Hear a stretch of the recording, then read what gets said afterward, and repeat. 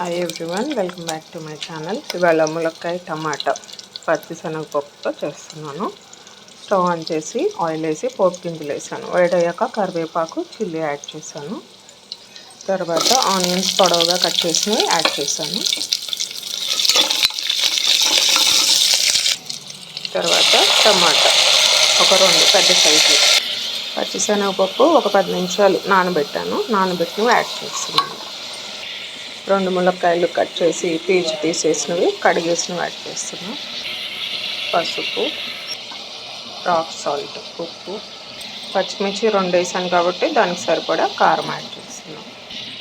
కొత్తిమీర కడిగి చిన్న పీసులు చేసింది యాడ్ చేస్తున్నాం. దీనికి సరిపడా వాటర్.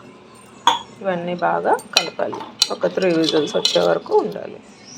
3 విజిల్స్ వచ్చాక చల్లారింది, తీసాను. రెడీ కర్రీ ములక్కాయ టమాటా పచ్చిశనగపప్పుతో.